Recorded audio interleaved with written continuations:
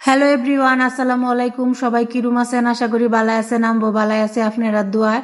আজকে যেহেতু কুরবানি ঈদ, তার মধ্যে সবাই অনেক বিজি টিজি থাকবো, আর লেগে মনে হলাম একটু সাজে বাজে লই। সাজতে আমার আবার খুব পছন্দ, সাজতে আমি খুব ভালোবাসি।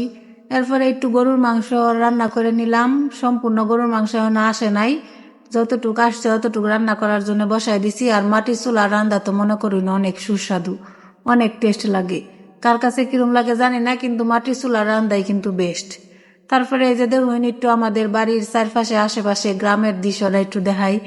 এই যে গাছের ভিতরে কতগুলো অনেক কিউট কিউট কাডল ধরে আছে। এরপরে দেখুন, মানে গ্রামের ভিতরের দৃশ্যগুলো আসলেই অনেক সুন্দর। যে যেনই থাউন না কেন, থাউন না কেরে আপনার ঠিক আউন লাগবো বা গ্রামের বাড়ি ঈদকরণের লাগিয়া। রাস্তার ভিতরে বাইর হইলে সানরাইতের দিন টাকের টাক দিয়া মানুষ যাইতেছে শুধুমাত্র এই ঈদকরণের লাগিয়া। দেখছুন পরিবেশটা কি সুন্দর, দেখলেই একদম শান্তি লাগে। এন একটা সুন্দর একটা ছোট্ট কাডল ধরে আসেন, দেখতে অনেক কিউট। এরপরে এই যে দেখুন চারদিক খালি পানি আর পানি। ওই যে দূরে দূরে দেখতেছুন হয়েছে বিল। পানি আইলে মনে করেন যে করে ডুবে ডুবে যায়। আর এই যে দেখুন আমার শ্বশুর বাড়ির আশেপাশের এই যে প্রাকৃতিক দৃশ্যগুলা খুবই সুন্দর লাগে, দেখলে খুবই ভালো লাগে। আপনাদের সাথে এইগুলা দেখাইতে দেখাইতে আমার মাংস রান্নাটা হয়ে গেছে। তারপরে আমি এখন সুন্দর হয়ে বাটটাত খাইলে আমার অনেক খিদা লাগছে।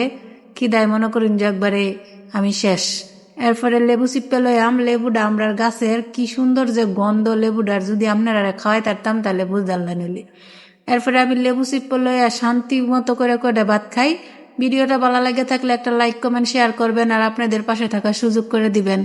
সবাই ভালো থাকবেন। আর আপনাদের ঈদ কেমন কাটলো অবশ্যই কমেন্ট বক্সে জানাবেন। আল্লাহ হাফেজ।